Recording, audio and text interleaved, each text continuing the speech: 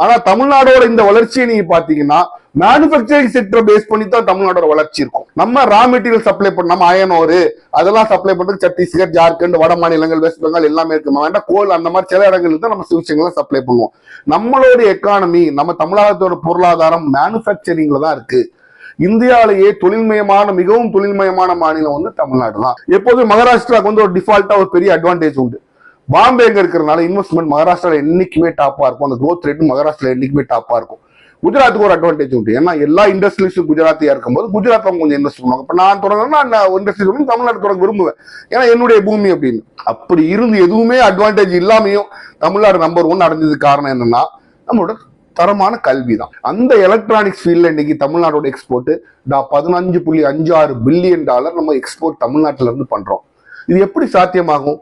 நீங்கள் கல்வி கொடுக்கவில்லை என்றால். அப்ப தமிழ்நாட்டோட growth வந்து இவங்க சொல்லும் போது இது பல வருஷமா பிளான் பண்ணி சிஸ்டமேட்டிக்கா கல்வியை வளர்க்கணும்னு இந்த திராவிட கட்சிகள் எடுத்த முயற்சியோட பிளான் தான் நான் சொல்லுவேன்.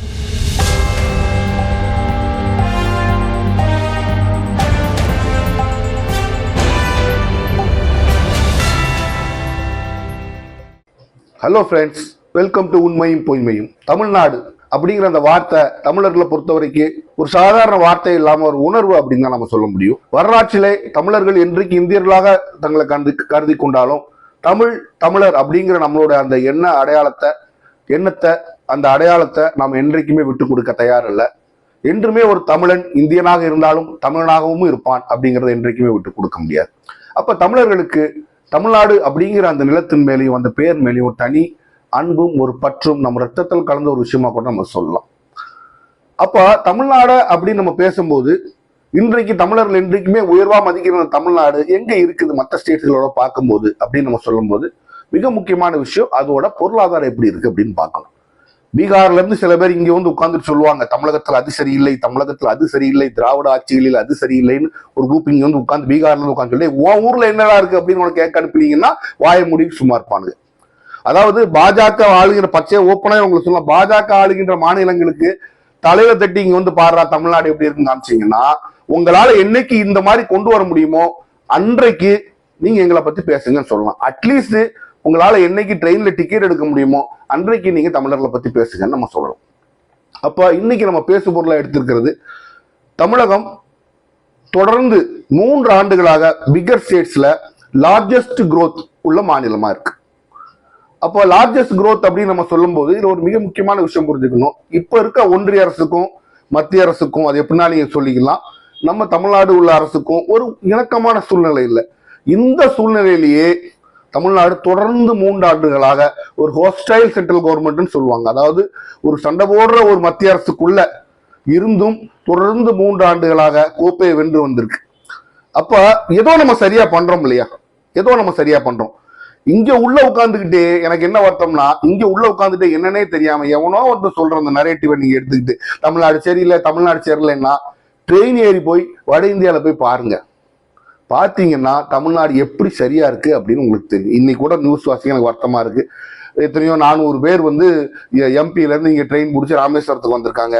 வழக்கம் போல 400 பேருக்கு அவங்க 100 டிக்கெட் தான் எடுத்திருக்காங்க. மீதி 300 பேரை பிடிச்சி ஃபைன் பண்ணணும்னு ரயில்வே போலீஸ் பிடிச்சா 300 பேர் அவங்ககிட்ட சண்டை போட்டு கோஷம் போட்டே ஊரை விட்டு அந்த ஸ்டேஷன் விட்டு ஓடி போயிட்டாங்கன்றாங்க. இதுதான் வட இந்தியாவில் நடக்கக்கூடிய விஷயம். தமிழ்நாடு எங்க இருக்கின்றது? நீங்க இந்த மாதிரி கூட்டத்துக்குள்ள நம்ம தமிழ்நாடு அகப்பற்றக்கூடாதுங்கிறதா பெருவாரியான மக்களோட ஒரு எண்ணமா இருக்கு. அப்ப இதுல நம்ம திராவிட அரசுகள் நம்ம சொல்லும் போது திராவிட சொல்லும் போது 60 ஆண்டுகளா தமிழ்நாட்டை ஆண்டுட்டு இருக்கிறது கிட்டத்தட்ட திராவிட கட்சிகள் தான். அப்ப அவங்க ஏதோ சரியா பண்ண போய் தானே அவங்க ஆட்சியை தொடங்கும் போது தமிழ்நாடு வந்து இந்தியாவோட நம்பர் 1 மாநிலம் கிடையாது. அதை நீங்க நல்லா புரிஞ்சுக்கணும். தமிழ்நாடு 1940களும் 50களும் 60 ஸ்டார்டிங்ல கூட பீகாரை ஒட்டி இருந்த மாநிலம் தான் தமிழ்நாடு. அப்ப இந்த வளர்ச்சி எப்படி வந்துச்சு அப்படின்னு நம்ம பார்க்கும்போது அதுல திராவிட கட்சிகளோட பங்கு மிக மிக மிக பெரிய பங்குங்கிறது நீங்க மறுக்க முடியாது. திமுகவாகட்டும் அதிமுகவாகட்டும் அதுல உங்களுக்கு சில மாற்று கருத்துக்கள் இருக்கலாம், சில பீரியட்ல குறைஞ்சிருக்கலாம், சில பீரியட்ல கூடியிருக்கலாம். அப்ப எதன் அடிப்படையில அவங்க தமிழக எக்கானமியை கட்டுறாங்கன்னா கல்விங்கிற அடிப்படையில கட்டுறாங்க. அன்னைக்கு எல்லாரும் சிரிச்சாங்க, என்னத்தையாவது படிச்சா மட்டும் போதுமா அப்படின்னு. ஆனால் இன்றைக்கு அதோட பலனை தமிழ்நாடு ரீப்பிங் தி பெனிஃபிட்ஸ்மாங்க, அந்த பலனை தமிழ்நாடு அறுவடை செய்து கொண்டிருக்கின்றது. நான் இதுக்கு முன்னாடி டாலர் விலைக்கு ரூபா வீழ்ச்சி அப்படின்னு சொல்லும் போது நான் ஒரு வார்த்தை சொல்லியிருந்தேன், உங்களால ஞாபகம் பார்த்துருந்தீங்கன்னா தெரியும். மேனுபேக்சரிங் செக்டார் இந்தியாவில வளரவே இல்லை அப்படின்னு நான் சொன்னேன். ஏன்னா மேனுஃபேக்சரிங் செக்டார் வளர்ந்தா தான் ஒரு நாடோட ரியல் வளர்ச்சின்னு சொல்ல முடியும். அறிவியல் வளர்ச்சி, படித்துறைகள் வளர்ச்சி, டெக்னாலஜிக்கல் வளர்ச்சின்னு நீங்க சொல்ல முடியும். அப்ப மேனுஃபேக்சரிங் செக்டர் நம்ம க்ரோ பண்ணல அப்படின்னா அது ஒரு வருத்தத்துக்குரிய விஷயம் சொல்லியிருந்தேன். ஆனா தமிழ்நாடோட இந்த வளர்ச்சியை நீங்க பாத்தீங்கன்னா மேனுஃபேக்சரிங் செக்டர் பேஸ் பண்ணி தான் தமிழ்நாடோட வளர்ச்சி இருக்கும். நம்ம ரா மெட்டீரியல் சப்ளை பண்ண, நம்ம அயன் ஓர் அதெல்லாம் சப்ளை பண்றது சத்தீஸ்கர், ஜார்க்கண்ட், வட மாநிலங்கள், வெஸ்ட் பெங்கால் எல்லாமே இருக்கு. வேண்டாம் கோல் அந்த மாதிரி சில இடங்களுக்கு தான் நம்ம விஷயங்களை சப்ளை பண்ணுவோம். நம்மளோட எக்கானமி, நம்ம தமிழகத்தோட பொருளாதாரம் மேனுஃபேக்சரிங்ல தான் இருக்கு. இந்தியாவிலேயே மிகவும் தொழில்மயமான மாநிலம் வந்து தமிழ்நாடு தான். அப்ப ஏன் தொழில்மயமான மாநிலம் தமிழ்நாடு ஆகுது? இது எந்த காலத்துல அப்படி நினைச்ச கிடையாது. ஏன் தமிழ்நாடு தொழில்மயமான மாநிலம் ஆகுதுன்னா, தொழில்மயமான மாநிலம் ஆகிறதுக்கு முதல் தேவை நிலம் எல்லாத்துட்டையும் இருக்கும். Skilled work force, human resources சொல்லுவாங்க. நல்ல திறமையான வேலைக்காரர்களும் நல்ல வளமிக்க மனிதர்களும் இருந்தா தான் அந்த மாநிலத்துல இண்டஸ்ட்ரீஸ் தொடங்குவாங்க. என்ன இண்டஸ்ட்ரியை கண்ண மூடி தமிழ்நாட்டுக்கு வந்தீங்கன்னாலும் அதுல வேலை பார்க்கறதுக்கு, அதுல டிகிரி வாங்கினா, அதுல இன்ஜினியரிங் வாங்கினா, அதுல மெக்கானிக்கல், அதுல பாலிடெக்னிக் படிச்ச இப்படி பல பேர் தமிழ்நாட்டுல இருப்பாங்க. உங்களுக்கு ஒரு வேலையை கொண்டு வந்தீங்கன்னா அதை பார்க்கறதுக்கு ஆள் நம்ம தமிழ்நாட்டுல என்னைக்குமே இருக்காது. இது எப்படி வந்துச்சு? இது யார் போட்டு அடித்தளம்? நீங்க கொஞ்சம் யோசிச்சு பாருங்க. நீங்க 1000 குறை சொல்லலாம், ஆனா இது திராவிட கட்சிகளான அதிமுகவும் திமுகவும் போட்ட அடித்தளம் தான். அதுல உங்களுக்கு முன்ன பின்னாடி இவர் குறைய போட்டாரு, அவர் கூட போட்டாரு சொல்லலாம். 2 பேர் எல்லாருமே அவங்கவுங்க பங்குக்கு செய்யத்தான் செஞ்சிருக்காங்க.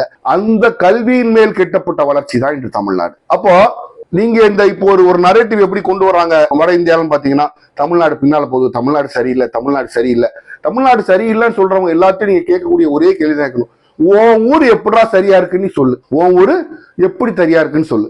உதாரணத்துக்கு உத்தரப்பிரதேஷ் அப்படின்னு அப்படியே பயங்கரமா எதுக்கு எடுத்தாலும் உத்தரப்பிரதேஷ் பேசுவாங்க. நீங்க புரிஞ்சுக்கணும், உத்தரப்பிரதேசோட ஜனத்தொகை கிட்டத்தட்ட தமிழ்நாட்டோட 3 மடங்கு ஜனத்தொகை உள்ள மாநிலம்.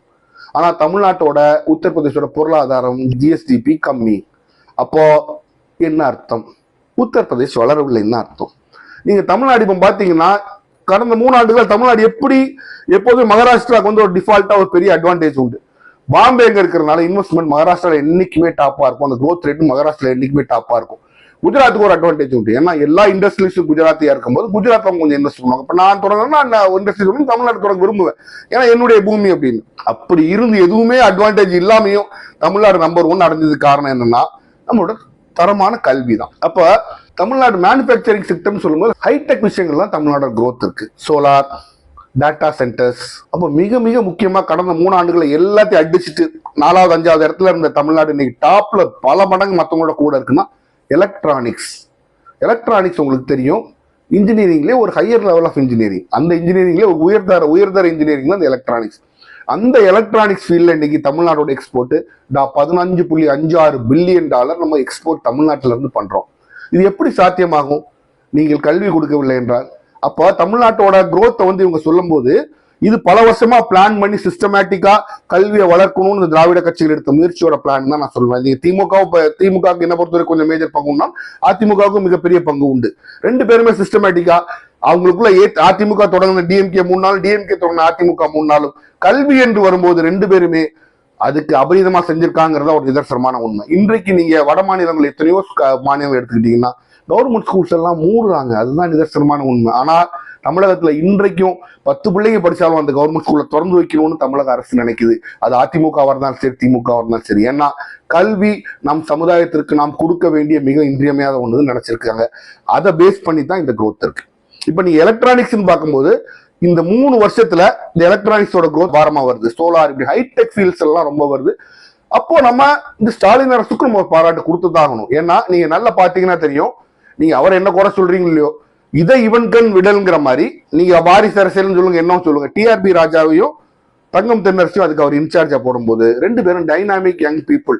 இப்ப நீங்க என்னதான் நம்ம தமிழ்னு சொன்னாலும் வரக்கூடியவன்ட்ட நீங்க ஆங்கிலத்துல பேசி உரையாடி அவங்க கூட உட்கார்ந்து அவனை ஹோஸ்ட் பண்ணி அவனை நீங்க கார்ல ட்ரைவ் பண்ணி கூட்ட சபிஸ்டிகேட்டா இருந்தாதான் நீங்க இன்வெஸ்டர்ஸை வந்து நீங்க அவங்களை கம்ஃபர்டபுளா ஃபீல் பண்ண, அவங்க இந்த பரவாயில்லப்பா இந்த மாநிலம் நல்லா இருக்குப்பா நமக்கு எல்லாம் செஞ்சு கொடுப்பாங்கன்னு அவனுக்கு அந்த நம்பிக்கை வரும். அந்த நம்பிக்கை கொடுக்கறதுல இவங்க 2 பேரும் நான் குறிப்பா சொல்லுவேன், டிஆர்பி ராஜாவும் தங்கம் தென்னரசும் ஒரு மிகப்பெரிய பங்காற்றதான் செய்யறாங்க. போய் பார்த்து அதுவும் டாவோஸ்ல அவர் சொன்ன ஒரு பேச்சு எனக்கு ரொம்ப பிடிக்கும். டிஆர்பி ராஜா தமிழ்நாட்டுக்கு வர வேண்டிய ஒரு செமிகண்டக்டர் இண்டஸ்ட்ரிய மத்திய அரசு வேணுக்குன்னே அது தமிழ்நாட்டுல இருந்து எடுத்து வேற மாநிலத்தை கொண்டு போயிட்டாங்க. பரவாயில்ல, நாங்க இருந்தாலும் முன்னேறுவோம், எவ்வளவு எடுத்துக்கங்க, அங்கேயாச்சும் ஒழுங்கா கொண்டு வாங்க, இந்தியா முன்னேறினா சரிதான் அவர் சொன்னாரு. அப்போ நல்ல ஒரு ஹைலி எஜுகேட்டட், அதே சமயத்துல ரொம்ப டெக் சாவி, அப்படின்னு சொல்லுவாங்க இல்லையா, நல்ல இன்டர்நெட் எல்லாம் தெரிஞ்சு நல்ல கம்ப்யூட்டர் எல்லாம் தெரிஞ்ச ஒரு ஒரு இளந்தலைமுறை தலைவராக தான் டிஆர்பி ராஜாவும் தங்கம் தென்னரசும் இருக்காங்க. அவங்களால இந்த விஷயங்கள்லாம் ஹேண்டில் பண்ண முடியுது, இல்லை படித்தவர்களும் கூட. அப்போ அதோட பலன் இன்னைக்கு தமிழ்நாட்டு கிடைக்கத்தான் செய்யுது. அது மட்டும் இல்லாமல் நீங்க பாத்தீங்கன்னா தமிழ்நாட்டில் ஒரு பெரிய விஷயம், எந்த ஸ்டேட்லயும் இல்லாத ஒரு இது விஷயம் தமிழ்நாட்டில் இருக்கும். மத கலவரங்கள் இல்லாத ஒரு பூமி தமிழ்நாடு. அதை இன்ன வரைக்கும் அது ஒரு பெரிய விஷயம். நீங்க ஒரு இண்டஸ்ட்ரி தொடங்குறீங்கன்னா இண்டஸ்ட்ரியலிஸ்ட் ஃபர்ஸ்ட் பாப்பா, இங்க என்னால 365 நாள் என் கம்பெனியை ஓட்ட முடியுமா, அதுக்கு எதுவும் பிரச்சனை வருமானு பார்ப்பான். தமிழகத்தில் இந்தியாவிலேயே அப்படி ஒரு அட்மாஸ்பியர்னு சொல்லுவாங்க, அப்படி ஒரு சூழ்நிலை உள்ள ஒரு மாநிலம் நீங்க சொல்லணும்னா தமிழகம் மட்டும்தான். எந்த ஒரு கலவரமோ மத கலவரமோ ஏன் அரசியல் கலவரமோ எந்த ஒரு பெரிய கலவரமோ தமிழகத்தில் இல்லை. அப்போ தமிழகத்தோட வளர்ச்சிக்கு ஒரு மிக முக்கிய காரணம். அப்ப அந்த சூழ்நிலை கிரியேட் பண்ணதை கடந்த 60 ஆண்டுகள்ல திராவிட கட்சிகளோட பங்கு உண்டு.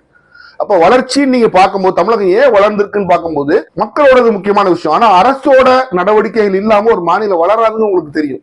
இன்னைக்கு சந்திரபாபு நாயுடு பண்ணாரு, நேரா தமிழ்நாட்டுக்கு வந்து கையெழுத்து போட்டு ஒரு இண்டஸ்ட்ரியை தூக்கிட்டு அவர் வாங்கிட்டு போறாரு. நமக்கு அது துரோகமா தெரிஞ்சாலும் அவர் மாநிலத்துக்கு அவர் ஆக்டிவா செய்யறாரு அப்படின்னு நினைப்பாங்க. அப்ப அரசாங்கங்கள் ஆக்டிவா செஞ்சாதான் ஒரு மாநிலம் முன்னால வரும். அப்ப தொடர்ந்து 3-4 ஆண்டுகளா தமிழ்நாடு நம்பர் 1 இருக்குன்னா அப்ப தமிழக அரசு ஆக்டிவா நல்லா வேலை பார்க்குது, அதனாலதான் தமிழக பொருளாதாரம் வளருது நம்மளால சொல்ல முடியும்.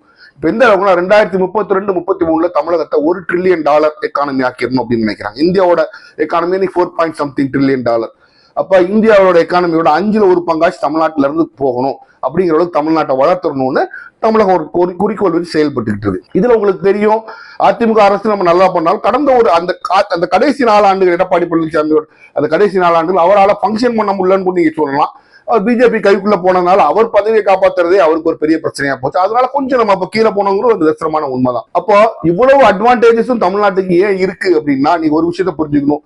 கல்வி கல்வி கல்வி, அந்த கல்வி அனைவருக்கும் ஒரே கல்வி அப்படின்னு கொண்டு வந்ததுதான் தமிழ்நாட்டோட இந்த வளர்ச்சிக்கு காரணம். மனுவாத சக்திகள் அனைவருக்கும் ஒரே கல்வி கிடையாது. இவன் இதுதான் படிக்கணும், அவன் அதுதான் படிக்கணும் ஒரு மனுவாத சக்திகள் இன்னைக்கு இந்தியாவில சுத்திக்கிட்டு தெரியுறாங்க.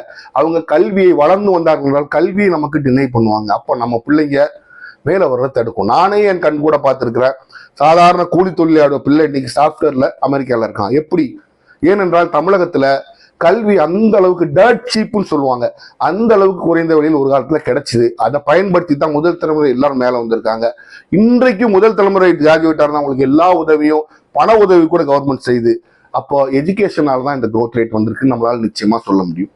அப்போ நீங்க பார்க்கும்போது மற்ற ஸ்டேட்டுகள்லாம் பாத்தீங்கன்னா இப்ப குஜராத் அங்கெல்லாம் பாத்தீங்கன்னா அவங்களுக்கு வேண்டப்பட்ட ஆட்கள்லாம் ₹1 ஒரு ஏக்கர் லேண்டை கொடுத்துருவாங்க. இப்படி ₹1 ஒரு ஏக்கர் லேண்டை ஒரு இண்டஸ்ட்ரியஸ் கொடுத்துருவாங்க. தமிழ்நாட்டில் அப்படி இல்லை. லேண்ட் பேங்க் ஒன்று கிரியேட் பண்ணி வச்சு அதை ரெஜிஸ்ட்ரேஷன் வாங்கினா ரெஜிஸ்ட்ரேஷன் ஃபீஸ் ஆஃப் அப்படி தமிழ்நாட்டில் அப்படி கிடையாது. ப்ராப்பரா வாங்கி ப்ராப்பரா ரெஜிஸ்ட்ரேட் பண்ணி ப்ராப்பரா லீஸ் போட்டு எல்லாம் ப்ராப்பரா பண்ற கவர்மெண்ட் தான் தமிழ்நாடு கவர்மெண்ட். அப்படி பண்ணியுமே அவ்வளவு இன்சென்டிவ் கொடுக்காமையுமே எல்லாரும் ஏன் தமிழ்நாட்டுக்கு வர்றாங்கன்னு நீங்க யோசிக்கணும்.